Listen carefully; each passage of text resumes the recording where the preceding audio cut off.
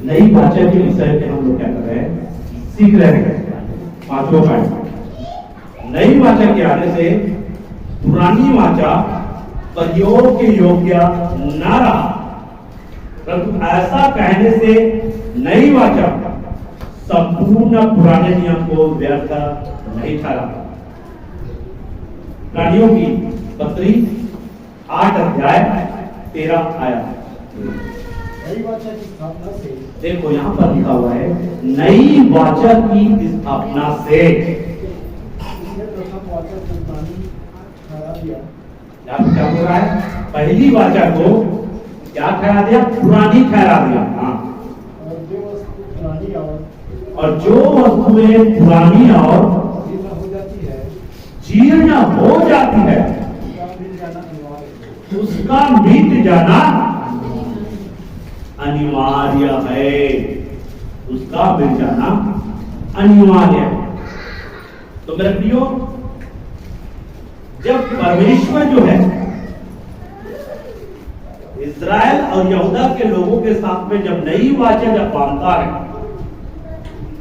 और नई वाचा बांधने के बाद में जो है पुरानी जो वाचा है उसको क्या ठहराता है, जीर्ण ठहरा देता है। अब जो है पुरानी वाचा प्रयोग के योग्य नहीं रहा, लेकिन आपको इस बातों को भी ध्यान में रखना है, नई वाचा जो है संपूर्ण पुराने नियम को व्यर्थ नहीं ठहराता। संपूर्ण पुराने नियम को व्यर्थ नहीं ठहराता, क्योंकि जब आप पुराने नियम को पढ़ेंगे तो पुराने नियम में बहुत सारी बातें भविष्य में होने वाली बातें हैं, भविष्य में होने वाली बातें हैं। इसलिए जो पुरानी वाचा में जो व्यवस्था है, पुरानी वाचा में जो परमेश्वर जो व्यवस्था दिया था इस्राएलियों को, वो व्यवस्था इस्राएलियों के लिए था, और उस व्यवस्था के अनुसार से इस्राएली लोग क्या करते थे, कार्य करते थे। और उस व्यवस्था को अगर इस्राएली लोग तोड़ते थे मेरे प्रियो, तो परमेश्वर उनको उनका दंड देता था मेरे प्रियो। पुरानी वाचा में भी व्यवस्था का उल्लंघन करने से क्या मिलता है, दंड मिलता है। और नई वाचा में भी, बात को आपको समझना है, नई वाचा में भी जो परमेश्वर नई वाचा दिया है, तो आपको नई वाचा जो है क्या है, पूरे मनुष्य जाति के साथ में क्या किया है, यीशु मसीह के द्वारा बांधा गया है। पूरे मनुष्य जाति के साथ में नई वाचा,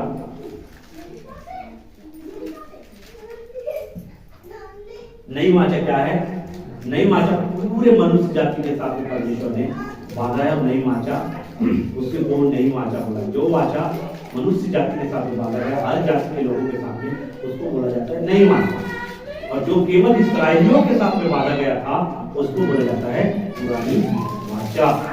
तो इस बात को आपको समझना बहुत जरूरी है। और जब पूरे मनुष्य जाति के साथ में परमेश्वर जब नई वाचा बांधा, तो जो पुरानी वाचा जो इस्राएलियों के साथ में बांधा था, उस वाचा को जीर्ण ठहरा दिया, उस वाचा को पुराना कहा। और आप लोग भी अपने जीवन में आपने देखा होगा मेरे प्रियो, कि कोई भी सामान जब पुराना हो जाता है, पुराना हो जाता है, तो उसका उतना कीमत आप नहीं आते। कोई भी सामान, अगर कपड़ा पुराना हो जाए तो क्या करेंगे, कपड़ा पुराना हो जाता है तो आपके पास में नया कपड़ा भी रहेगा और पुराना कपड़ा भी रहेगा, तो आप किसको पहनना पसंद करेंगे? मतलब आपके पास में पुराना कपड़ा भी है और नया कपड़ा भी है, लेकिन आप किस कपड़ा को पहनना पसंद करेंगे? पुराना कपड़ा को पहनना पसंद करेंगे कि आप नए कपड़े को पहनना पसंद करेंगे? किसका चुनाव करेंगे, बोलिए? नया कपड़ा का चुनाव करेंगे। लेकिन पुराना जो कपड़ा जो दिया गया है, पुराना कपड़ा जो है, उसको, पुराना कपड़ा को आप नहीं पहनेंगे, क्योंकि पुराना कपड़ा पुराने लोगों के लिए था, जब या पुराने जो आपका अतीत था उसके लिए था, और जब नया कपड़ा आ गया तो अब पुराना कपड़ा आपके लिए नहीं होगा, आप नए को पहनना स्टार्ट करेंगे, नया पहनना स्टार्ट करेंगे। वैसे ही जो पुराना जो वाचा है और उसमें जो व्यवस्था जो दिया गया था वो केवल मसीह तक पहुंचने के लिए, मसीह तक आने के लिए क्या किया है, शिक्षा का काम किया है, शिक्षा का काम किया है। और इसलिए नई वाचा जब हम आते हैं, नई वाचा जब मनुष्य जाति के साथ मानता है तो वहां पर बोला गया है कि हम जो है नई वाचा में आने के बाद में अब हमको पुरानी वाचा में जो शिक्षा है, पुरानी वाचा की जो व्यवस्था है उस व्यवस्था के अधीन न रहे, उस व्यवस्था के अधीन न रहे। यहां पर जो नई वाचा के आने से पुरानी वाचा प्रयोग के योग्य न रहा, परंतु ऐसा कहने से नई वाचा संपूर्ण पुराने नियम को व्यर्थ नहीं ठहराता। तो मेरे भाइयों, इन बातों को इब्रानी का लेखक लिखने का उद्देश्य है, लिखने का कारण है, नई वाचा के अंतर्गत में इसको इसलिए लिखा गया है ताकि आप क्या कर सके, समझ सके। पहले सदी में बहुत सारे जो अगुवे होते थे या बहुत सारे जो पास्टर होते थे जो चर्च चलाते थे, वे लोग जो है विश्वासियों के ऊपर में जो है पुरानी वाचा की जो व्यवस्था है उस व्यवस्था को उनके ऊपर में थोप रहे थे। मसीह के द्वारा उन्होंने विश्वास के द्वारा उद्धार पाया है, धर्मी कह रहा है, लेकिन वो लोग इस प्रकार की शिक्षा देते थे, सिखाते थे कि उद्धार पाना है तो आपको पुरानी व्यवस्था को भी पालन करना पड़ेगा, और जिसमें विशेषकर खतना को लेकर बहुत ज्यादा विवाद होता था, बहुत ज्यादा विवाद चलता था। खतना को लेकर नए लोग जो प्रभु में आए हैं उनको भी क्या करना पड़ेगा, खतना कराना पड़ेगा। जितने लोग यीशु पर विश्वास करते हैं, चाहे वो अन्य जाति हो, तो विशेषकर यहूदी लोग तो खतना कराते थे, क्योंकि यहूदी में जो जन्म लिया है व्यवस्था के अनुसार से उनका क्या होता था, खतना होता था। लेकिन जो अन्य जाति में से जो यीशु पर विश्वास किए थे उनको भी खतना के लिए मजबूर किया जा रहा था कि आपको खतना कराना पड़ेगा, मूसा की उस व्यवस्था का पालन करना पड़ेगा, तभी जो है आप उद्धार को पाएंगे। अगर खतना नहीं कराओगे तो उद्धार से क्या हो जाओगे, वंचित होगा, अर्थात व्यवस्था के द्वारा ही तुम धर्मी ठहरोगे। लेकिन नई वाचा क्या कहता है, हम व्यवस्था के द्वारा धर्मी नहीं ठहरते, व्यवस्था के द्वारा धर्मी नहीं बन सकते, और व्यवस्था के द्वारा जो है उद्धार को आप नहीं पा सकते। लेकिन उस व्यवस्था दिया गया था, और व्यवस्था में क्या करते थे, त्रुटियां करते थे, व्यवस्था को तोड़ते थे। इसलिए बलिदान की जो विधि दिया गया था, और वो जो बलिदान की विधि था वो यीशु मसीह की छाया था, यीशु मसीह की छाया था। और इसलिए जब जब बलिदान किया जाता था तो मेरे प्रियो वहां पर यीशु को स्मरण किया जाता था, यीशु की उस बलिदान को स्मरण किया जाता था, उस बलिदान के द्वारा जिसके कारण से वो अनुग्रह पाते थे, क्षमा प्राप्त करते थे। और इसीलिए यहाँ पे बताया जा रहा है नई वाचा में, नई वाचा जो बांधा गया है पूरे मनुष्य जाति के साथ में, उस वाचा के अंतर्गत में जो है हमको जो है व्यवस्था के अधीन हमको नहीं रहना है। इसलिए लिखा हुआ है जो व्यवस्था के अधीन, जो व्यवस्था के अधीन है वह अनुग्रह के अधीन नहीं है। हम लोग किसके अधीन है, अनुग्रह के अधीन है, हम व्यवस्था के अधीन नहीं है। क्या उद्धार हमने व्यवस्था से पाया? नहीं, उद्धार हमने विश्वास से पाया। हमने विश्वास किया किसके ऊपर में? यीशु मसीह के ऊपर। हमने विश्वास किया यीशु के ऊपर में, उसके बलिदान के ऊपर में। तो हम विश्वास के द्वारा हमने धार्मिकता को पाया है, व्यवस्था के द्वारा हमने धार्मिकता को नहीं पाया है। हमने धार्मिकता को पाने के लिए, उस उद्धार को पाने के लिए हमने कुछ भी कार्य नहीं किया, हमने केवल विश्वास किया। केवल क्या किया है? विश्वास किया।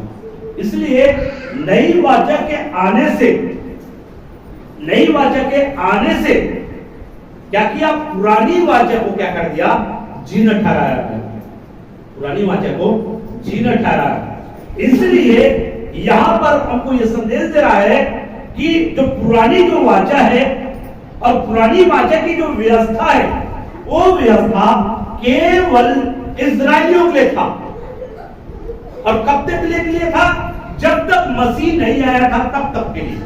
और जब मसीह आ गया और जब मसीह का बलिदान हो गया तो वहां पर नई वाचा जो है पूरे मनुष्य जाति के साथ में वादा, जिसमें इस्राएली भी है और अन्य जाति भी है। नई वाचा में परमेश्वर जो है सारे मनुष्य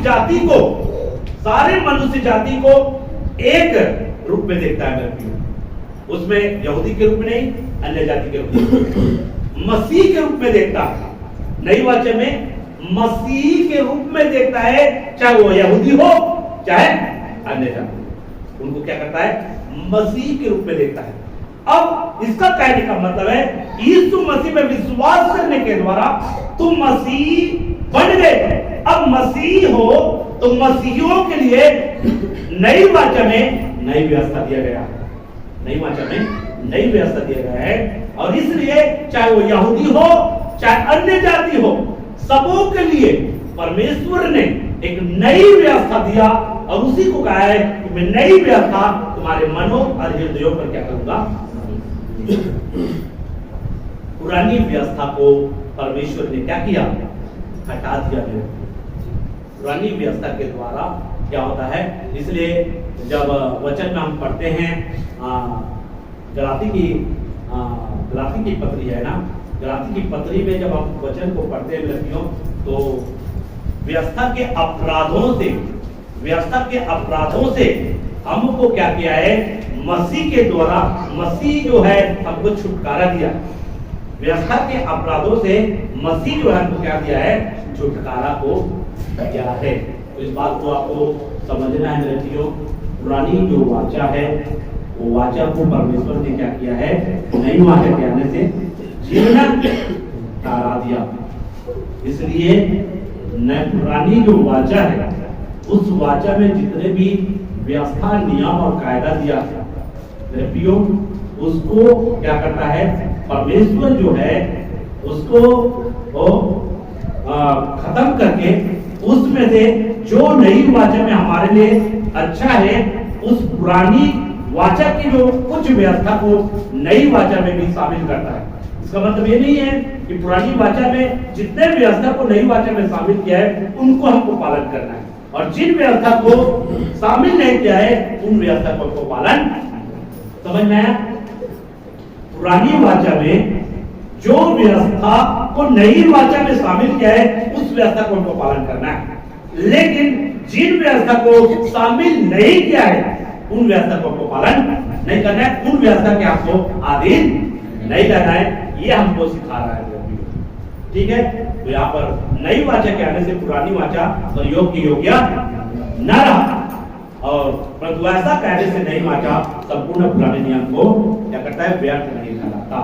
संपूर्ण पुराने नियम को हम व्यर्थ नहीं ठहराते, परंतु हमको संपूर्ण पुराने नियम से भी बहुत सारी बातों को सीखने के लिए मिलता है। इसलिए पुराने नियम को हमको पढ़ना है।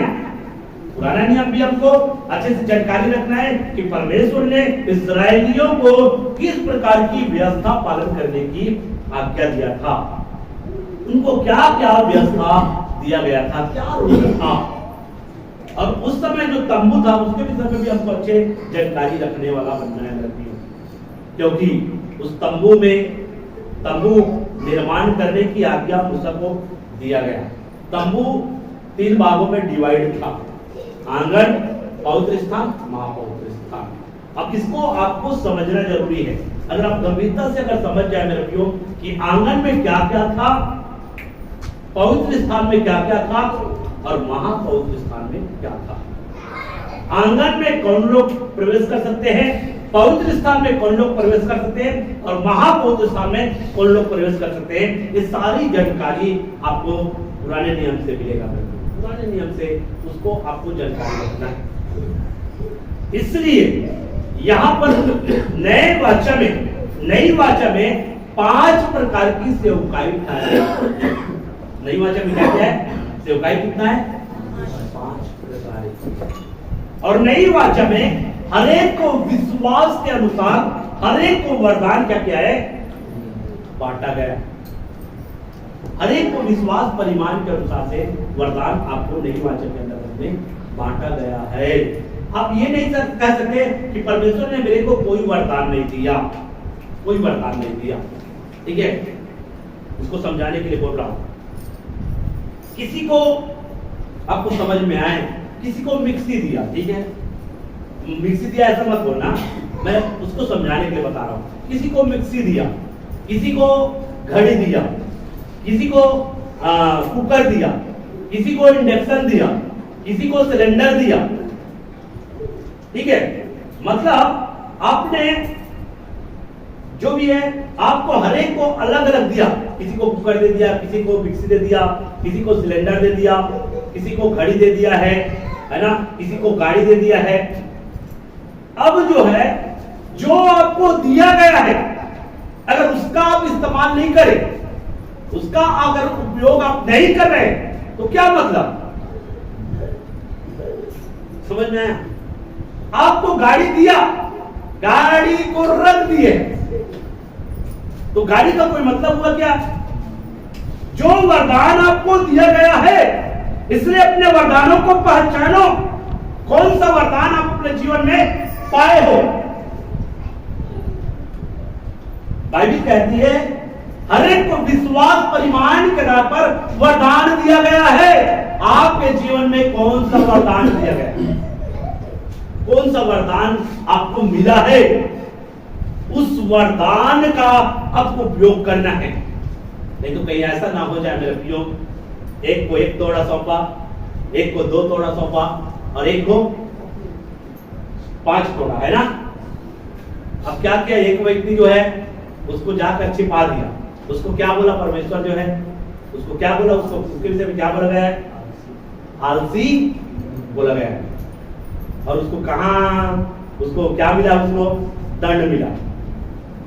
इसलिए मेरे प्रियो, जो वरदान आपको दिया गया है, वरदान को आपको समझना है। प्रभु ने आपको क्या वरदान दिया? किसी को आराधना करने का वरदान, किसी को टीचिंग करने का, शिक्षा देने का वरदान मिला है, किसी को अलग अलग वरदान, सेवा करने का, किसी को दान देने का। ये सब वरदान है। ये सब क्या है? किसी को भले भले काम करने का। हर एक को विश्वास परिमाण के आधार पर वरदान दिया गया है मेरे प्रियो। और उस वरदान का आपको क्या करना है? इस्तेमाल करना है। उस वरदान का आपको क्या करना है? इस्तेमाल करना है। इसलिए मैंने आपको समझाया मेरे प्रियो, अगर आपको गाड़ी दे दिया गया है और आप गाड़ी को क्या रख दिए, गाड़ी देने के बाद उस गाड़ी को आप चला नहीं रहे, तो गाड़ी देने वाला क्या कहेगा आपको?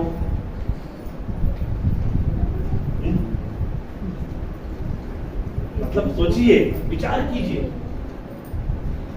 मैंने मान लीजिए आपको गाड़ी दे दिया, ठीक है, आपके लिए आने जाने के लिए गाड़ी, लेकिन अब आप सोचेंगे पेट्रोल खर्चा होगा, ये होगा, ये होगा, आप गाड़ी को रख दिए, तो आप गाड़ी जो दिया है वो देखेगा एक गाड़ी का इस्तेमाल ही नहीं कर रहा है, तो वो क्या करे, इसको देकर क्या करेगा? पछताएगा वो, इसको मैंने फोकट दिया, इसको मैंने इस गाड़ी को फोकट दिया। कहीं इस गाड़ी को मैं अगर दूसरे को देता तो वो इस गाड़ी का क्या करता? इस्तेमाल करता। लेकिन ये तो गाड़ी को इस्तेमाल करने नहीं जानता। अब वो कहेगा कि मेरे को गाड़ी चलाने नहीं आता, तो ऐसा तो परमेश्वर नहीं करेगा, मनुष्य कर सकता है। लेकिन परमेश्वर जानता है कौन व्यक्ति, ऐसा नहीं कि जो वरदान दिया है उस वरदान का आपको उपयोग करने नहीं आएगा। कोई व्यक्ति अगर गाड़ी भी देगा तो ये व्यक्ति को गाड़ी चलाने आता है कि नहीं आता है उसको देखेगा, तब उसको गाड़ी देगा।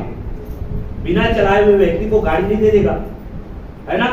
उसी प्रकार से परमेश्वर आपको वरदान दिया है, हर एक को विश्वास परिमाण के अनुसार से वरदान दिया है। आप कुरिन्थी की पत्री को जब आप पढ़ेंगे उसमें वरदानों का जिक्र किए गए व्यक्तियों, आपको कौन सा वरदान आपको दिया गया है, आपको पहचानना है और उस वरदान का क्या करना है, उपयोग करना है। कई लोगों को ज्यादा वरदान दिया है, एक नहीं ज्यादा दिया है। कई लोगों के पास में ज्यादा दिया है तो उससे ज्यादा मिलेगा, ज्यादा दिया है उसको ज्यादा मिलेगा। कि मैंने इतना दिया लेकिन आपने इस्तेमाल नहीं किया, आपने उपयोग नहीं किया, तो आपको ज्यादा ही हिसाब लेगा ना परमेश्वर जो है। तो इस बातों को आपको समझना है। परमेश्वर जो है नई वाचा के अंतर्गत ही आपको जो दिया है मेरे प्रियो, पुरानी वाचा के अंतर्गत इस्राएलियों को जो दिया था, जो कार्य करने के लिए कहा गया था, वो कार्य अगर नहीं करता था तो क्या पाते थे वो लोग, दंड पाते थे। नई वाचा के अंतर्गत में भी आपको जो दिया गया है, आपको जो सौंपा गया है, और आप जो है मेरे प्रियो विश्वास योग्य नहीं निकलेंगे, तब उस दिन यीशु मसीह जो है आपको कहेगा, उस दिन यीशु मसीह आपको कुछ ना कुछ तो आपको बोलेगा, ये आलसी या जो भी आपको कुछ ना कुछ तो वो बोलेगा। इसलिए आपको ध्यान रखना है, हम नई वाचा के लोग हैं और नई वाचा में जो हमको कार्य दिया है उसको हमको पूरा करना है। नई वाचा में जो नई व्यवस्था दिया है उस व्यवस्था के साथ कुछ व्यवस्था को मैं जब ये सब्जेक्ट खत्म होगा लास्ट में नई वाचा की व्यवस्था के विषय में जब विषय में आऊंगा तब आपको व्यवस्था बताना शुरू करूंगा कि नई वाचा में कौन कौन सी व्यवस्था आपको दिया गया है। ठीक है, अभी मैं नई वाचा की कुछ बातों को बता रहा हूँ, उसके बाद उद्देश्य को बताऊंगा, लेकिन ये जो है इसलिए बता रहा हूँ ताकि आपको आप समझे नई वाचा क्या है। नई वाचा को क्या किया है, नई वाचा के आने से पुरानी वाचा को क्या कर दिया है, ये वचन में लिखा हुआ है, पुरानी का लेखक बता रहा है। पुरानी वाचा क्या है, जीर्ण है, और जो जीर्ण हो जाती है वो क्या है, क्या बोला गया है,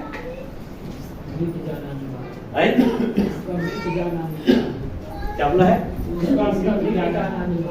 हाँ। तो मेरे प्रियो आपको इस बातों को ध्यान देना, ठीक है। तो ये समझ में आया, पुरानी वाचा में जो व्यवस्था, पुरानी वाचा में जो व्यवस्था जो दिया गया है वो किसके लिए है, किसके लिए है, इस्राएलियों के लिए। आपके लिए है क्या, वो आपके लिए नहीं है। पुरानी वाचा में जो व्यवस्था किसके लिए, इस्राएलियों के लिए। और वो व्यवस्था कब तक के लिए था इस्राएलियों के लिए, जब तक यीशु मसीह नहीं आया। और जब यीशु मसीह आया, नई वाचा दिया, तो नई वाचा जो है पूरे मनुष्य जाति के लिए, जिसमें इस्राएली भी आएगा और अन्य जाति भी आएगा। अब जो है ना तो इस्राएली के लिए और ना अन्य जाति के लिए, ना इस्राएली के लिए ना अन्य जाति के लिए। जो पुरानी वाचा की जो व्यवस्था है वो उनके लिए नहीं है, उनके लिए अब नहीं है। लेकिन पुरानी वाचा में जो व्यवस्था है उस व्यवस्था को नई वाचा में फिर से उसको लाया गया है, उस व्यवस्था को पालन करना पड़ेगा। तो नई वाचा में खतना की व्यवस्था नहीं है, नई वाचा में खतना की व्यवस्था नहीं है। और इसी व्यवस्था के कारण से पहले सदी में क्या होता था, चेलों के बीच में युद्ध होता था। मतलब यीशु मसीह के चेले और बहुत सारे और लोग यीशु को जो ग्रहण किए थे उनके बीच में क्या होता था, युद्ध होता था, लड़ाई होता था। मेरे प्रियो, लड़ाई होता था कि नहीं होता था, नहीं होता था। प्रेरितों की काम की पुस्तक जब आप पढ़ेंगे आपको समझ में आएगा कि पौलुस के साथ में कैसा लड़ाई हुआ है, पौलुस के साथ में कैसा जो बाद में तुम ऐसा करते हो, ये करते हो। पौलुस का बहुत विरोध किया है। जहां जहां पौलुस अपने सेवकाई में गया है, जहां जहां पौलुस अपने सेवकाई में गया है, वहां पौलुस का विरोध किया है। पौलुस का विरोध करने का कारण क्या है पता है? पौलुस का विरोध करने का कारण यही है क्योंकि पौलुस क्या शिक्षा देता था, हम पुरानी वाचा में जो व्यवस्था दिया है उस व्यवस्था के द्वारा हम धर्मी नहीं है, हम विश्वास के द्वारा धर्मी है। इसलिए हम पुरानी व्यवस्था के अधीन नहीं है। हमको खतना की व्यवस्था हमको नहीं देना है, नहीं सिखाना है, हमको नई व्यवस्था सिखाना है। और नई व्यवस्था में खतना की व्यवस्था नहीं है, इसलिए लोग क्या करते थे, पौलुस का बहुत ज्यादा विरोध करते थे। और इसलिए उस समय के विश्वासियों को कहते थे, देखो तुम लोग यीशु पर विश्वास करते हो तो मूसा के नियम शास्त्र को भी मानना पड़ेगा, मूसा की व्यवस्था का भी पालन आपको करना पड़ेगा। इस प्रकार से लोगों को घबरा देते थे, लोग घबरा जाते थे। ठीक है, तुम यीशु पर विश्वास करते हो, यीशु को ग्रहण किया हो, लेकिन तुमको मूसा की जो नियम है, मूसा की जो व्यवस्था है, उसको भी तुमको पालन करना पड़ेगा, मूसा की व्यवस्था के अनुसार से चलना पड़ेगा। और इसलिए वहां पे पौलुस जब बोलता है मूसा की व्यवस्था का हमको पालन करने की जरूरत नहीं है, हम नई वाचा के क्या है, लोग हैं, हम नई वाचा जो परमेश्वर बांधा है, मेरे प्रियो, हम नई वाचा के भागीदार हैं और नई वाचा की व्यवस्था हम लेकर चलेंगे, नई वाचा की व्यवस्था को हम मानेंगे। इसके कारण से क्या होता था, विरोध होता था और उसका जगह जगह क्या करते थे, विरोध करते थे। एक बार पतरस को भी पौलुस जो फटकार लगाया किस व्यवस्था में, उसी व्यवस्था के कारण, उसी व्यवस्था के कारण, क्योंकि पतरस भी जो है दुरंगी चाल चल रहा था। पौलुस जब देखा मेरे प्रियो, पतरस को भी वही फटकार लगाया और उनको कहा, जब तुम यहूदी होकर यहूदी की व्यवस्था का पालन नहीं करते हो, तो तुम स्वयं जो है अन्य जाति से जो प्रभु में आए उनको व्यवस्था पालन करने के लिए क्यों उकसा रहे हो, उनको व्यवस्था पालन करने के लिए क्यों कह रहे हो। इस प्रकार से पौलुस जो है पतरस को क्या किया, फटकार लगाया। पतरस तो व्यवस्था का पालन नहीं करता था, लेकिन जब व्यवस्था का स्वयं पालन नहीं कर रहे हो तो अन्य जाति में से जो आए हैं उनको व्यवस्था पालन करने के लिए क्यों कह रहे हो, व्यवस्था पालन करने के लिए क्यों सिखा रहे हो। तो मेरे प्रियो, वहां पे पतरस को भी पौलुस जो क्या किया, फटकार लगाया। इसलिए हमको इस बातों को क्या करना है, ध्यान देना है। आइए अगला देखते हैं, 6वीं बात। नई वाचा अनंत काल का है, जो आत्मिक भी है और स्वर्गीय भी है। समाचार 3 अध्याय 16 पॉइंट।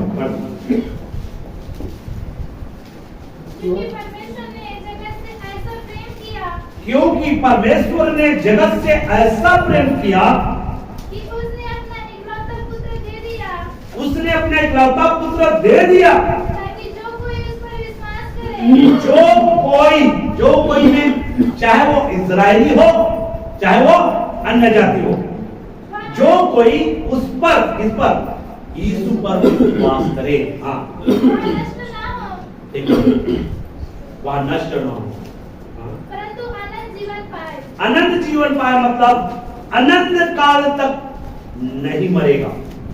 अनंत कालीन जीवन जिसको बोला गया है अनंत जीवन। तो मेरे प्रियो, यहाँ पे क्या बोल रहा है, जो यीशु पर क्या करेगा, जो कोई में, चाहे वो इजरायली हो चाहे वो अन्य जाति, नई वाचा के अंतर्गत में उद्धार के लिए क्या है, उद्धार के लिए क्या संदेश है, यीशु पर क्या करे, विश्वास। यीशु पर क्या करना पड़ेगा, विश्वास करना पड़ेगा। जो यीशु पर क्या करे, विश्वास करे, वह अनंत काल का जीवन पाएगा, मतलब अनंत काल तक नहीं मरेगा। प्रियो, इसमें नई वाचा जो है अनंत काल का है। नई वाचा आपको अनंत काल का जीवन प्रदान करेगा मेरा प्रियो। पुरानी वाचा में क्या होता था, तू मेरी व्यवस्था को पालन करेगा तो क्या करेगा, तुमको बहुत आयु मिलेगा, बहुत दिन तू जिएगा। पुरानी वाचा जो व्यवस्था दिया गया था, उस व्यवस्था में आज्ञाकारिता के कारण क्या बढ़ेगी तेरी आयु, तू अधिक आयु तक जिएगा। उस आयु में कितना था, 100 साल, 120 साल, 175 साल, जो भी है, इतना साल तक जिया। लेकिन नई वाचा जो बोलता है, तू विश्वास करेगा, तू विश्वास करेगा।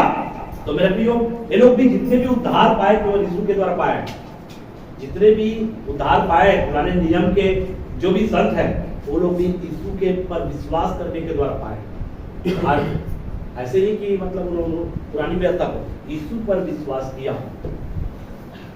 इसलिए जब यीशु उनके पास में गया मरने के बाद में यीशु मसीह उनके पास में गया और उनको जाकर वही संदेश दिया, जिनकी तुम लोग बाढ़ जो रहे थे, जिनकी तुम लोग क्या कर रहे थे, बाढ़ जो रहे थे, वो मैं ही हूं। पुराने समय काल में जो लोग बाढ़ जो रहे थे उस मसीहा की, और वो मसीहा मैं हूं, ऐसा करके संदेश देने के लिए गए थे। और जितने लोग मेरे प्रियो वहां पे जो बाढ़ जो रहे थे, उस सब को यीशु मसीह ने क्या किया, छुड़ा लिया और उसको उस स्थान से जैसे अधोलोक में गया है, अधोलोक जो है अधोलोक में उतरा है, अधोलोक में उतरा है और अधोलोक में उतर कर वहां पर संदेश दिया है। तो अधोलोक जो है दो भागों में डिवाइड है, मतलब ऐसे बहुत से भाग उसके, लेकिन वहां पर अधोलोक में जो है एक होता है स्वर्गलोक और एक होता है अधोलोक। अधोलोक का एक हिस्सा स्वर्गलोक कहलाता है और एक हिस्सा अधोलोक कहलाता है। तो उसमें जो स्वर्गलोक में थे उनको जाकर बोला, जिसकी तुम बाढ़ जो रहते हो मैं। तो यीशु वही गया था, वहीं पे गया था कि जिसकी आप बाढ़ जो होती हो वो मैं। और वो लोग क्या किए, विश्वास किए। तो यहाँ पर नई वाचा जो है अनंत काल का है, वो अनंत काल का है।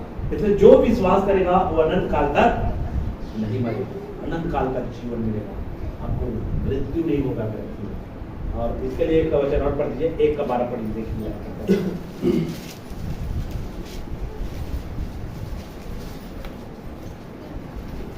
पहला विश्वास हो गया, ठीक है। परंतु जितनों ने उसे ग्रहण किया, देखो नई वाचा में क्या बोल रहा है, नई वाचा है, नई वाचा में जितने लोगों ने उस पर क्या किया, जितने लोगों ने उसे ग्रहण किया, इसको जितने लोगों ने यीशु को क्या किया है, यीशु को ग्रहण किया, हाँ, उसने उन्हें परमेश्वर की संतान होने का अधिकार दिया। अब यीशु को ग्रहण करना, यीशु को क्या करना, ग्रहण करने का मतलब क्या होगा, यीशु को ग्रहण करना। जैसे कि कोई चीज आप ग्रहण करते हैं तो उनको अपने जीवन में क्या देना, स्थान देना। यीशु को ग्रहण करना मतलब उनको पूरी तरह से अपने जीवन में स्थान देना, पूरी तरह से, या उसी दूसरे रूप में मसीह यीशु को पहन लेना। दूसरे रूप में क्या होगा, ग्रहण करना का मतलब है मसीह यीशु को धारण कर लेना, मसीह यीशु को धारण कर लेना। ग्रहण करने में या धारण करने में क्या क्या आएगा, उसके जो भी नेचर है, यीशु की जो भी स्वभाव है, यीशु की जो भी गुण है, उसको स्थान देना। अब ये बताइए, ग्रहण करने से, मसीह को ग्रहण करने से क्या हो जाएगा, परमेश्वर का संतान होने का अधिकार मिलता है, परमेश्वर का संतान होने का अधिकार हमको मिल जाता है। हम परमेश्वर के क्या बन जाते हैं, संतान बन जाते हैं। दूसरी एक और चीज मैं आपको बताना चाहता हूं,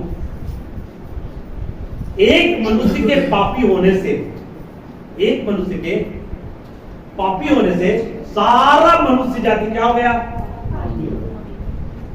सारा मनुष्य जाति क्या हो गया, एक मनुष्य के पाप करने से, आदम के पाप करने से क्या हुआ, सारा मनुष्य इधर पापी हो कि नहीं हुआ।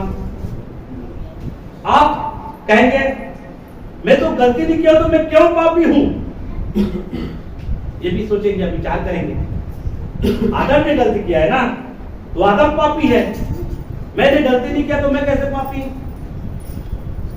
जब एक मनुष्य की गलती के कारण पूरा मनुष्य जाति पापी ठहरा, तो एक व्यक्ति की आज्ञाकारिता के कारण हम धर्मी ठहरे। इसका मतलब है कि एक व्यक्ति जब गलती किया और आप गलती न करने पर भी पापी ठहरते हैं, क्योंकि किसके वंश है, आदम में से आए हैं, आदम भी थे। और अब यीशु मसीह आज्ञा का पालन किया है, तो एक व्यक्ति की आज्ञा पालन करने के द्वारा हम क्या ठहरेंगे, धर्मी ठहरेंगे। इसका मतलब है आपके जीवन में गलती होने पर भी आप धर्मी ठहरेंगे। अब आप कहेंगे मेरे जीवन से तो गलती होता है, तो मैं कैसे धर्मी ठहरूंगा? जब आदम की गलती के कारण आप पापी ठहरे, इस पर विश्वास कर सकते हो। आदम की गलती के कारण पापी ठहरे, तो इस पर क्यों विश्वास न करे कि एक व्यक्ति के आज्ञाकारिता के कारण हम धर्मी ठहरे। इसलिए पाप का स्वभाव होने के बावजूद भी आप में पापी नहीं ठहरेंगे, धर्मी ठहरेंगे। मतलब आपने आपको पापी नहीं कहना, मैं पापी हूं ऐसा करके, मैं पापी हूं ऐसा नहीं कहना, क्योंकि हम मसीह यीशु में विश्वास के द्वारा क्या है, धर्मी है। मतलब परमेश्वर जो है आपको धर्मी की दृष्टि से देखेगा। तुम क्या हो? धर्मी हो, तुम पापी नहीं हो। क्योंकि परमेश्वर जो है जब आप यीशु को ग्रहण करते, यीशु को अपना लेते, तो आप परमेश्वर के क्या बन जाते हैं? संतान बन जाते हैं। आप परमेश्वर के संतान हैं, तो मेरा प्रियो आप अनंत काल का जीवन को आप करेंगे, पाएंगे। आप परमेश्वर की क्या है? संतान है। इसलिए मसीह को आपने पहन लिया, और मसीह को पहन लिया है तो हम क्या करेंगे? मसीह का जो नेचर है, हमारा देखना, हम मसीह के समान सोच विचार करेंगे, मसीह के समान लोगों को देखेंगे, मसीह के समान हम बातें करेंगे, मसीह के समान हम चाल चलेंगे। क्योंकि हमने किसको पहना है? यीशु को पहना। हमने यीशु को पहनना है, तो यीशु को पहना है तो यीशु को दिखाएंगे ना, अपने नेचर के द्वारा यीशु को दिखाएंगे, अपने जीवन के द्वारा यीशु को दिखाएंगे, अपने कार्यों के द्वारा यीशु को दिखाएंगे। तो इसी को बोला है, जितने लोगों ने यीशु को ग्रहण किया है, यीशु ने उसको परमेश्वर का संतान का अधिकार दिया है। मतलब यीशु वो अधिकार देता है कि तुम परमेश्वर की क्या हो? संतान। लेकिन कब? जब यीशु को ग्रहण करते हो तब। यदि यीशु को सचमुच में अपने सच्चे दिल से आपने ग्रहण किया तो आप उसके संतान हो परमेश्वर के। अगर आपने सच्चे दिल से यीशु को अपना लिया है तो। लेकिन कई लोग सच्चे दिल से यीशु को नहीं अपनाते। यीशु के पास में बहुत सारे लोग आए, इस बात को ध्यान रखना। यीशु के पास में बहुत सारे लोग आए हैं और उन्होंने चंगाई को पाया, छुटकारा को पाया, लेकिन यीशु को ग्रहण नहीं किया। ये मत सोचना कि बाइबल जो आप पढ़ेंगे, बाइबल में जब आप पढ़ेंगे, बाइबल जो पढ़ते हैं, बाइबल को पढ़ते समय आप बातों को ध्यान रखना। यीशु के पास में बहुत सारे लोग चिन्ह चमत्कार को पाया है करके, लेकिन उन्होंने यीशु को ग्रहण नहीं किया, यीशु को नहीं अपनाया। तो कई लोग जो है अपने जीवन में तरक्की के लिए यीशु के पास में आए, कई लोग जो है चंगाई पाने के लिए यीशु के पास में आए, लेकिन यीशु को ग्रहण नहीं करेंगे, यीशु को नहीं अपनाएंगे। उनको यीशु नहीं चाहिए, उनको चंगाई चाहिए, उनको यीशु नहीं चाहिए, उनको सफलता चाहिए, यीशु नहीं चाहिए, उनको उन्नति चाहिए, हमारा परिवार का काम बने ये चाहिए, यीशु उनको नहीं चाहिए। जैसे कि एक स्त्री यीशु के पास में आया और वो स्त्री जो है अपने बेटे की चंगाई के लिए जो है यीशु से मतलब जो है फरियाद करता, और वहां पर यीशु मना करता कि मैं लड़कों की जो रोटी है वो वहां पे क्या बोला है, कुत्तों के आगे नहीं डालता। इसका मतलब जो है यीशु मसीह का जो संदेश जो होता है, यीशु मसीह का जो वचन जो है मेरा प्रिय, वो वचन जो है इजराइलियों के लिए, यहूदा के लोगों के लिए, इजरायली लोगों के लिए था। यीशु का जो वचन है अन्य जातियों के लिए नहीं था। लेकिन जब उन्होंने विश्वास नहीं किया, तब जो है अन्य जाति के लिए क्या हुआ? मार हुआ, अन्य जाति के लिए मार हुआ। इसलिए मतलब वहां पे बोला है कि लड़कों की रोटी जो है कुत्तों के आगे नहीं डालता। इसका कहने का मतलब है लड़कियों, वहां पर स्त्री क्या कहता है? स्त्री ये बोलता है कि कुत्ते भी चूर चाट खाते हैं। यीशु, मैं तेरे पास में केवल चंगाई को पाने के लिए आया, तू मेरे बेटे को चंगा कर, मेरे परिवार में जो भी दुख है उसे दूर कर दे, उसके बाद तेरा और मेरा कोई संबंध नहीं। केवल आपको क्या चाहिए? छुटकारा चाहिए, चंगाई चाहिए। वो स्त्री यीशु को ग्रहण करने के लिए नहीं आई थी। बाइबल में बहुत सारे लोग हैं जो यीशु को ग्रहण करने के लिए नहीं आए, लेकिन फिर भी विश्वास दिखाया, विश्वास दिखाया। इसका मतलब नहीं वो विश्वास दिखा रहा है तो इसको ग्रहण कर रहा है, विश्वास कर रहा है लेकिन यीशु को ग्रहण नहीं कर रहा। एक बार एक सूबेदार के विषय में भी आपने पढ़ा होगा। उनका नौकर क्या था, बीमार था।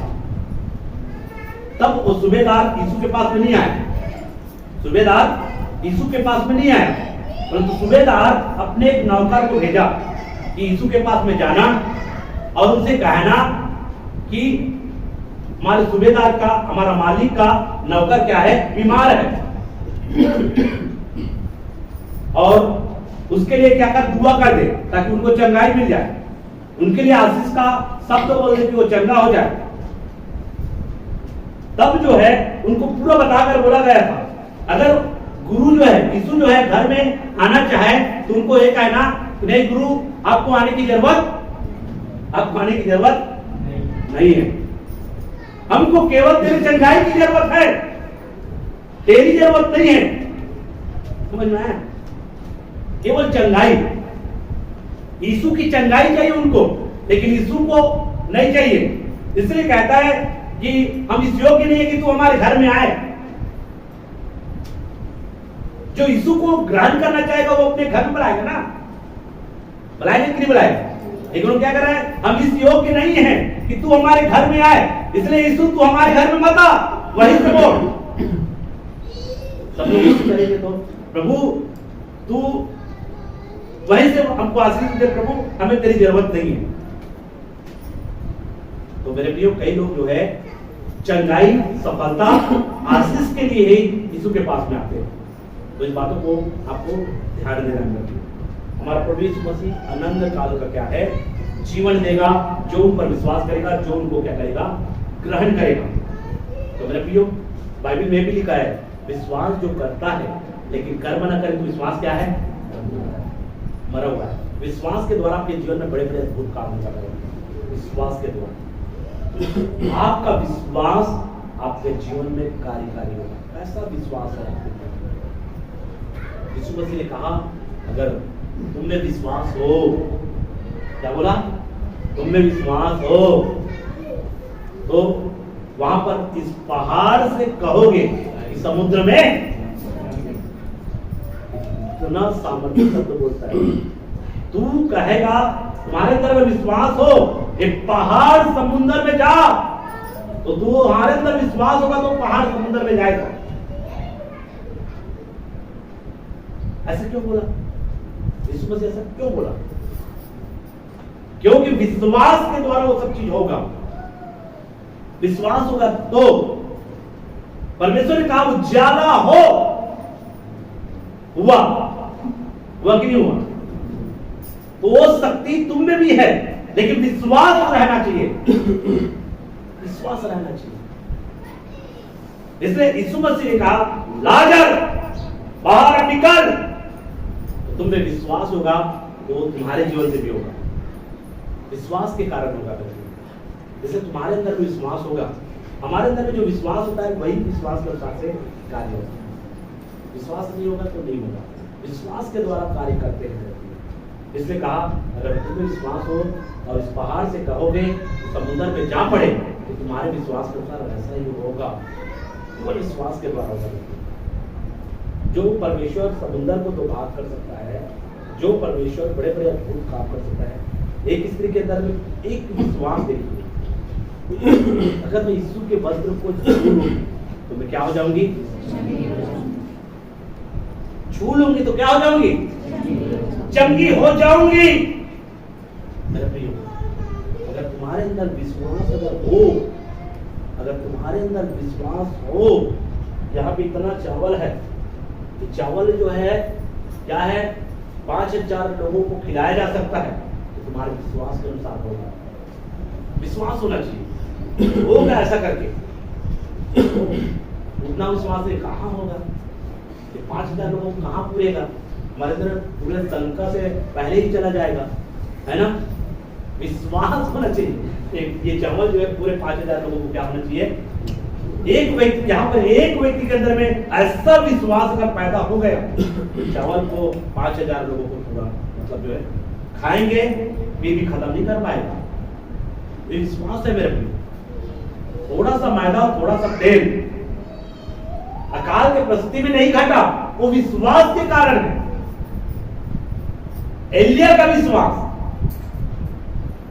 उन्होंने शपथ खाया, मेरे जीवन की शपथ, जब तक अकाल रहेगा ना तो इस तेल घटेगा ना विश्वास के साथ। अब विश्वास के साथ कहेंगे कि नहीं होगा बिल्कुल। एक विश्वास के अनुसार होता है, जैसा आपका विश्वास होगा वैसा आपके जीवन होगा। इसलिए विश्वास कर्म बिना क्या होता है, अधूरा होता है। इसलिए आपको अपने जीवन में यीशु को भी प्रकट करना है, यीशु को भी दिखाना है। यीशु अगर आपके जीवन से दिख रहा है, आपके कार्यों से दिख रहा है, इसका मतलब है आप कर्म कर रहे हैं। कर्म वही है कर्म मतलब यीशु की बातों को मानना। यीशु पर विश्वास कर रहे हैं, यीशु की बातों को मान रहे हैं, इसका मतलब है आपने यीशु को पूरा ग्रहण कर लिया। यीशु को पूरा ग्रहण कर लिया तो आपके जीवन से क्या होगा, काम होगा। एक वचन और पढ़ दीजिए, यूहन्ना 15 का 7।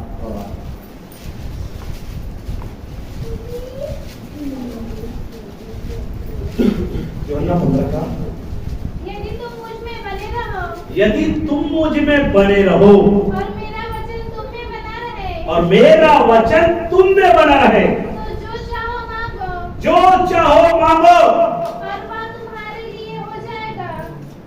इस वचन पर विश्वास है। क्या बोला जा रहा है ये?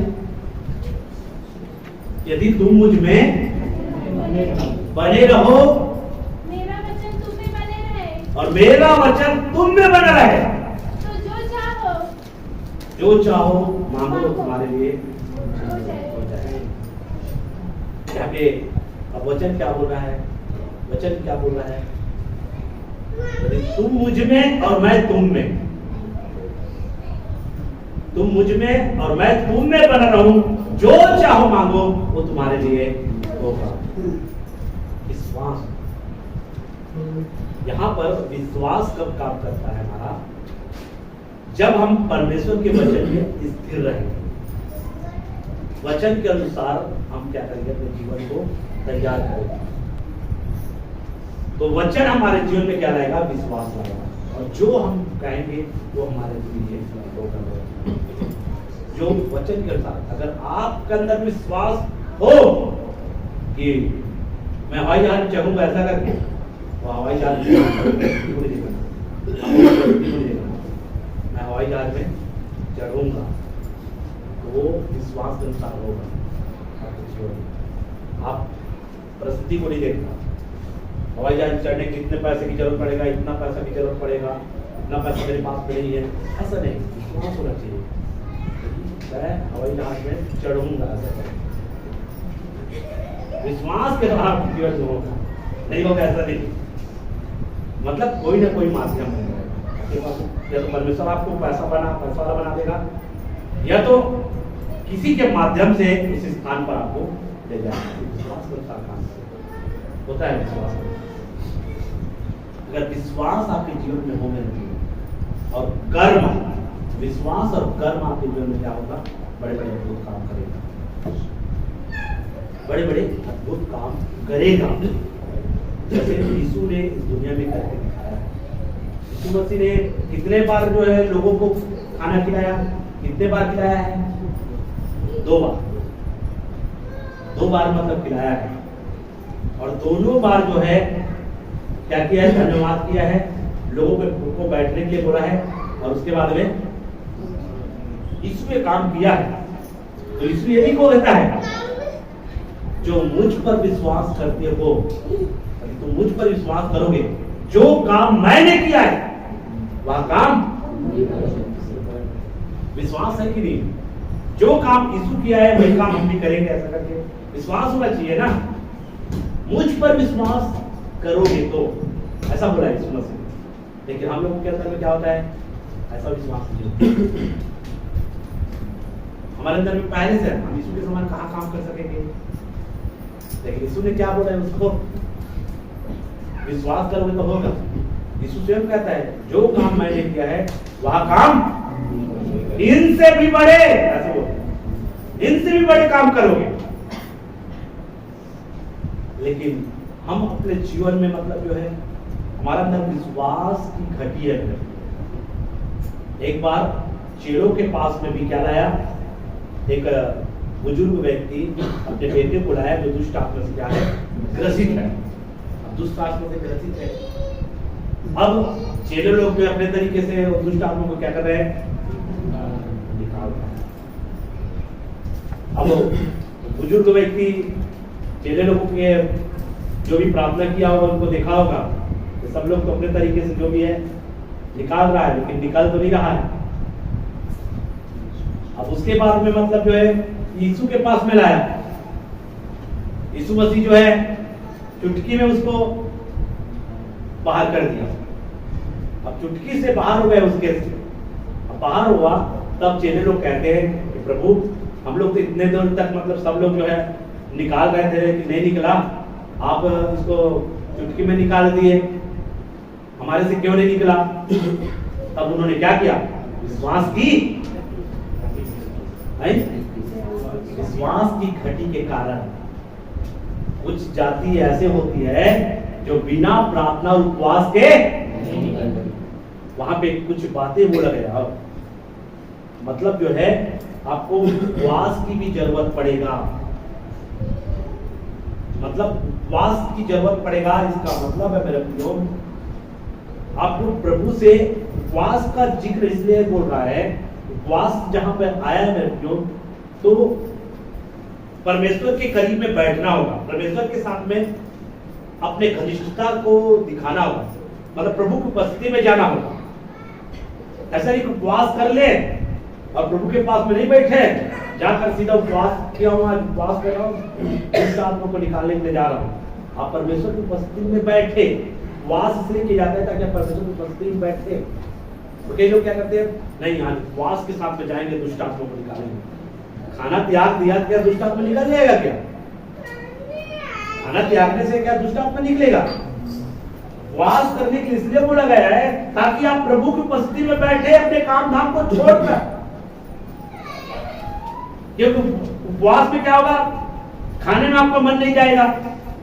उपवास में क्या होगा, उपवास में जो है आप खाना बनाने की झंझट नहीं जाएगा, आप पूर्ण रीति से आप प्रभु के पास में आएंगे। उसको क्या है उपवास। आप उपवास किए, खाना बना रहे हैं, उपवास में ऐसा बोल रहे हैं, आप खेतों में जाकर काम कर रहे हैं, तो आपका उपवास किसी प्रकार का भी रंग नहीं लाएगा। ऐसा उपवास परमेश्वर नहीं चाहता। उपवास करते हैं आप प्रभु की उपस्थिति में क्या करना है, बैठना है। अब क्या खाना में आपका ध्यान नहीं लगेगा, क्योंकि आप उपवास में खाने की इच्छा नहीं होगा, क्योंकि अभी मेरे को दिन भर क्या करना है, प्रभु की उपस्थिति में बैठना है। क्योंकि प्रभु की उपस्थिति में जाऊंगा, प्रभु की सामर्थ मेरे जीवन में आएगा। जितना मैं प्रभु की उपस्थिति में जीवन बिताऊंगा वो सामर्थ मेरे ऊपर में आएगा। जब मूसा परमेश्वर के करीब में गया तो परमेश्वर की सामर्थ उनके जीवन में आया। जब नीचे उतर रहा था तो किरणें निकल रहा था उनके चेहरे से, उनके चेहरों से क्या निकल रहा था, किरणें निकल रहा था। प्रभु की उपस्थिति में बैठने से ही बड़े बड़े समस्या का क्या होगा, समाधान होगा। कितना बड़े समस्या क्यों ना हो, समस्या का समाधान होगा। और उसके लिए क्या चाहिए, विश्वास चाहिए। विश्वास के द्वारा, और विश्वास आपके जीवन में होगा, आप प्रभु से निपटेंगे, क्योंकि प्रभु आपके जीवन के द्वारा बड़े बड़े अद्भुत काम करेंगे। यहाँ पे हर एक बड़े बड़े अद्भुत काम करेंगे। ऐसा नहीं कि केवल पास्टर लोग करेंगे, विश्वासी भी बड़े बड़े अद्भुत काम करेंगे। लेकिन आपके अंदर क्या होना चाहिए, विश्वास होना चाहिए। विश्वास के द्वारा आपके जीवन में काम होना चाहिए। अगर विश्वास आ गया कोई भी क्षेत्र में हो, विश्वास आपके जीवन में आ गया कि मैं पूरा भला चल रहा रहूंगा, आपका विश्वास के द्वारा भला चल रहा है, आपके विश्वास के अनुसार से भला चल रहा है। अगर विश्वास आपके जीवन में आ गया मेरे प्रियो कि मैं विश्वास करता हूं कि अब मैं उन्नति करूंगा, सफल व्यक्ति बन जाऊंगा, मैं सक्सेसफुल हो जाऊंगा, वही विश्वास आपको सक्सेसफुल करेगा। आपका विश्वास आपको करेगा। इसलिए यदि तुम मुझ में और मेरा वचन तुझ में बना रहेगा तो जो कुछ मांगोगे वो तुम्हारे लिए हो जाएगा। बोला गया हो जाएगा। क्या चाहिए, चंगाई, मेरे वचन में क्या करो, बनेगा। और कहोगे कि प्रभु मेरे जीवन से इस समस्या को दूर हो जाए। पहले क्या शर्त रख रहा है? तू मेरे बातों को अपने जीवन में, तू मुझे ग्रहण कर, मेरे बातों को अपना, मेरे बातों के अनुसार से। यीशु ने फिर लोगों से कहा, यीशु ने फिर लोगों से कहा, जगत की ज्योति मैं हूँ। देखो, जगत की ज्योति मैं हूँ। मैं हूँ। जो मेरे पीछे बोलेगा जो मेरे पीछे बोलेगा वह अंधकार में न चलेगा, देखो यहाँ पे वहां अंधकार में न चलेगा, परंतु जीवन की ज्योति पाएगा। जीवन की ज्योति पाएगा। जो मेरे पीछे बोलेगा, मेरे पीछे बोलेगा, नई वाचा में मेरा प्रियो जो यीशु के पीछे चलेगा वो अंधकार में, जो यीशु के पीछे चलेगा वो अंधकार में नहीं रहेगा, वो जीवन की ज्योति पाएगा। यीशु के पीछे चलने के विषय में यहाँ पे बात कर रहे हैं। यीशु के पीछे चलने से वह जीवन की ज्योति को क्या होगा? पाएगा मेरे प्रियो। और वो ज्योति जो है आपका मार्गदर्शन है। अंधकार में आप नहीं चलेंगे। कब? जब यीशु के पीछे होंगे। प्रभु मुझे तेरे पीछे होना है, प्रभु मुझे तेरे पीछे चलना है। जब यीशु के पीछे चलेंगे, यीशु के पीछे बोलेंगे, तो आप अंधकार में नहीं चलेंगे। आपके जीवन में अंधकार नहीं होगा, प्यारा नहीं होगा। इसलिए कई लोगों को मैं क्या करूं समझ नहीं आता, मैं क्या करूं समझ नहीं आता। डिसाइड करने का डिसाइड नहीं कर पाते, मुझे क्या करना चाहिए क्या नहीं करना चाहिए, कहां जाना चाहिए कहां नहीं जाना चाहिए। डिसाइड करने की क्षमता नहीं होता, चुनाव करने की क्षमता नहीं होता। क्यों? अगर यीशु के पीछे चलोगे, चुनाव करने की क्षमता आपके जीवन में, डिसाइड करने की क्षमता आपके जीवन में होगा, क्योंकि आप अंधकार में नहीं चलोगे। जब आपके जीवन में चुनाव करने की क्षमता नहीं होगा, डिसाइड करने की क्षमता नहीं होगा, तब जो है आप अंधकार में भी जाने का चुनाव कर सकते हैं। लेकिन अगर यीशु के पीछे चलोगे, इसका मतलब है यीशु के पीछे चलोगे, यीशु के रास्ते पर या यीशु के बातों के अनुसार, यीशु के शिक्षा के अनुसार अगर चलोगे तो अंधकार में नहीं चलोगे। इसका मतलब है यीशु की शिक्षा की जानकारी आपको होगा। यीशु की शिक्षा की जानकारी होने से आप जो है अंधकार में नहीं जाओगे। क्यों नहीं जाओगे? क्योंकि यीशु की शिक्षा की जानकारी से क्या अंधकार है आपको पूरा क्लियर पता चलेगा, क्या करना चाहिए पता चलेगा, क्या नहीं करना चाहिए पता चलेगा। इसलिए कहा है जो मेरे पीछे बोले वो अंधकार में नहीं चलेगा। इस वचन का और भी गहराई में अगर चले जाएंगे मेरे प्रियो, तो इसका मतलब है अगर तू मेरी बातों की जानकारी रखोगे और मेरी बातों के अनुसार से चलोगे तो तुम अंधकार में नहीं जाओगे, अंधकार में नहीं जाओगे। क्योंकि मेरी बातों की जानकारी होने से आपको अंधकार की जानकारी हो जाएगा, अंधकार की जानकारी हो जाएगा। और जब अंधकार की जानकारी होगा तो अंधकार में नहीं जाओगे। ये अंधकार आपके लिए बहुत नुकसान है, ये अंधकार आपको नुकसान कर सकता है, ये अंधकार आपको हानि कर सकता है। वो सारी जानकारी आपको हो जाएगा कब? जब यीशु के पीछे चलोगे।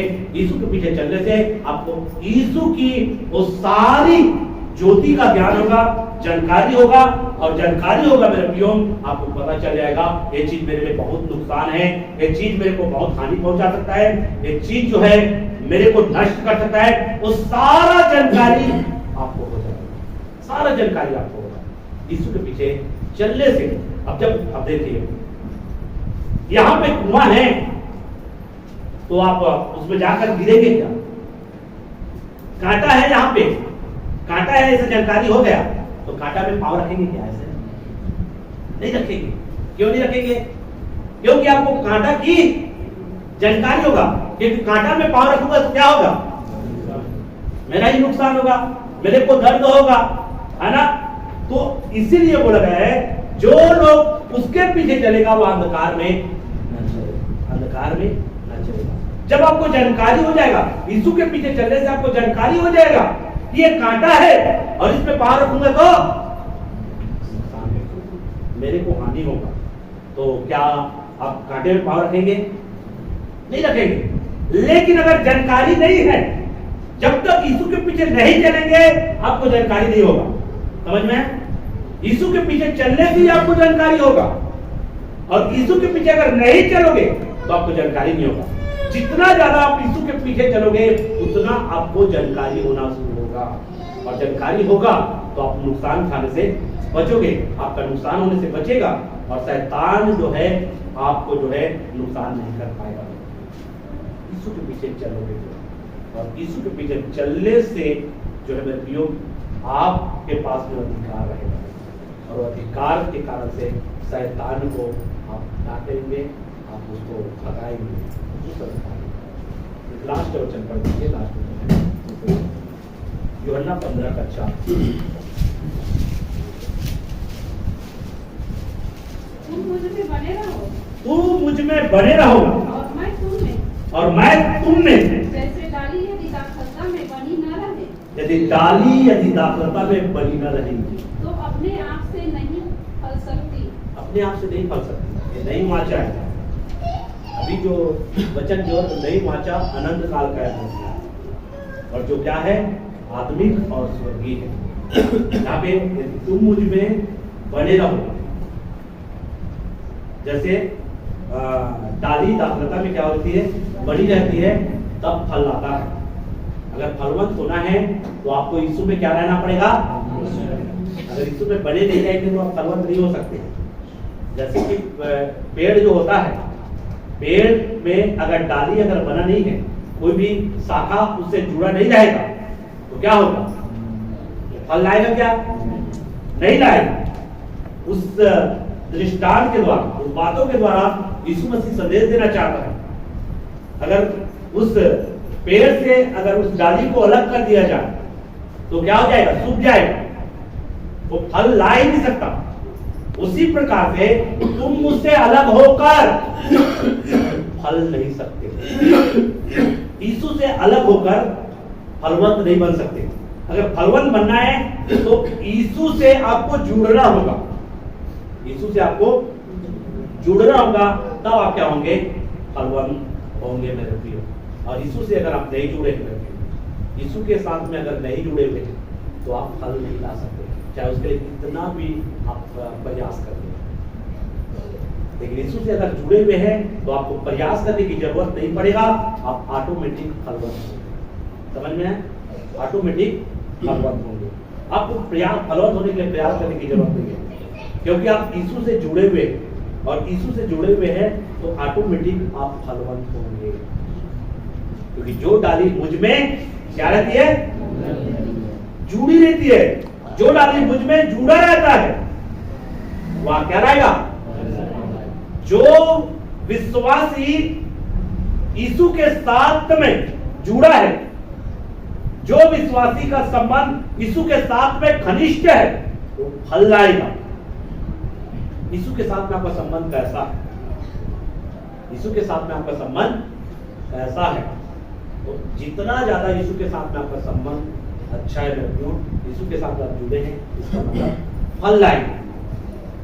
देखिए, जिसके साथ में आपका संबंध अच्छा रहेगा, यीशु आपका प्रिय मित्र है, यीशु आपका प्रिय दोस्त है, तो आप उसके साथ में समय बिताएंगे।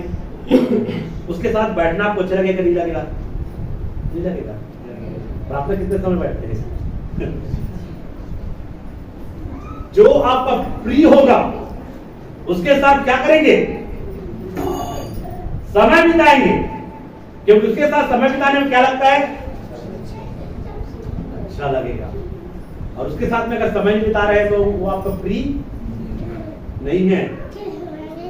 जो आपका प्रिय है उसके साथ अधिक देर तक बातें कर लेंगे, करेंगे नहीं करेंगे?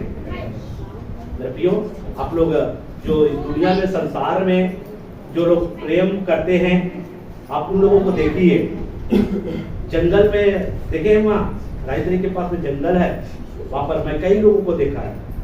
उस जंगल में बैठकर बातें करते रहते हैं, तो उसके साथ में समय बिताने के लिए कई समय घंटे घंटे बिता देता होगा, क्योंकि वो उससे क्या करता है, प्रेम करता है। और जिससे प्रेम करता है उसके साथ बातें करना उसको क्या लगता है, अच्छा लगता है।